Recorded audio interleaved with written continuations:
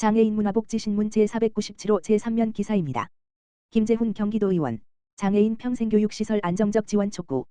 경기도의회 여성가족평생교육위원회 김재훈 의원, 국민의힘, 안양사, 은 10일, 수, 열린 제386회 제2차 여성가족평생교육위원회 추가 경정예산안 심사에서 장애인 평생교육시설 지원과 관련해 안정적 예산 확보와 체계적 운영의 필요성을 강조했다. 김재훈 의원은 현재 장애인 평생교육시설 지원 사업이 법적 근거 없이 관례적으로 운영되고 있어 예산 부족으로 인해 연차별 편차가 발생하고 있다라며 지속적이고 안정적인 지원이 가능하도록 조정이 필요하다라고 지적했다. 이어 김 의원은 장애인 평생교육시설은 취약계층의 학습권과 사회 참여를 보장하는 핵심 인프라라며 집행부에서 적극적으로 예산을 확보하고 사업이 안정적으로 운영될 수 있도록 세심하게 챙겨야 한다라고 당부했다. 이에 미래평생교육국 홍성덕 과장은 의원님의 지적에 공감하며 예산 확보와 운영 개선을 통해 지원 사각지대가 발생하지 않도록 최선을 다하겠다라고 답했다. 김재훈 의원은 끝으로 관행적 지원 방식에서 벗어나 장애인의 평생학습권을 보장할 수 있는 실효성 있는 제도적 기반 마련이 필요하다라며 도의회 차원에서도 적극적으로 뒷받침하겠다라고 밝혔다. 최만식 경기도의원, 장애인 주간 이용시설 미래전략 논의. 경기도의회 보건복지위원회 최만식 의원, 더불어민주당, 성남이, 은 지난 18일 경기도인재개발원 다산홀에서 열린 2025년 경기도 장애인 주간 이용시설협회 정책 세미나에 판넬로 참여해 현장의 목소리를 청취하고 제도 개선 방안을 함께 논의했다. 이번 세미나는 경기도 장애인 주간 이용시설협회 협회장 이진원, 가 주퇴하고 경기복지재단이 지원한 것으로 장애인 복지 변화에 따른 경기도 장애인 주간 이용시설의 발전 방향 모색, 위기인가, 기회인가를 주제로 진행됐다. 이날 행사에는 도내 장애인 주간 이용시설의 시설장과 종사자, 유관기관 관계자 등 160여 명이 참석해 변화하는 복지 환경에 대응하기 위한 주요 현안을 공유하고 발전 방향을 모색했다. 주제 발표를 맡은 김동기 모건대학교 교수는 장애인 개인 예산제와 돌봄통합지원법, 장애인 지역사회자리법 등 최근 제도 변화를 소개하고 장애 유형 연령별 맞춤형 시설 확충과 장애인 복지법 시행규칙 개정, 기초수급자 이용료 감면으로 인한 시설 재정 부담의 정부 지자체 보전 필요성을 강조했다.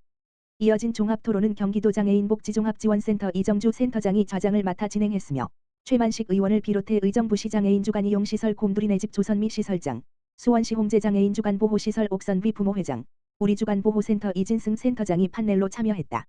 토론에서는 주간활동 서비스와 통합돌봄 서비스 간 이용료 및 인력 지원 격차 해소 시군별 운영비 지원의 균등화 종사자 처우 개선 고령화되는 장애인 보호자 대책 마련 등이 주요 의제로 다루어졌다.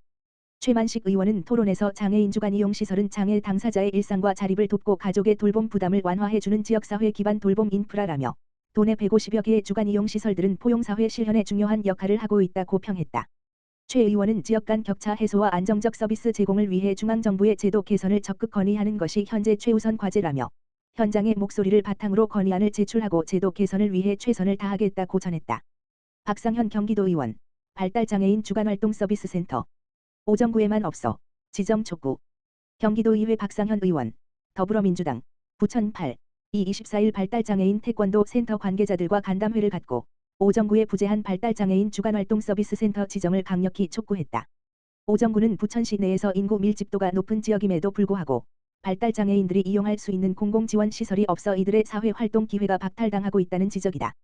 박 의원은 이 자리에서 발달장애인 주간활동서비스센터는 장애인들이 낮 시간 동안 안전하게 활동하며 사회성을 기를 수 있는 필수적인 공간이라며 오정구에만 이러한 시설이 없다는 것은 지역사회의 책임 방기라고 비판했다.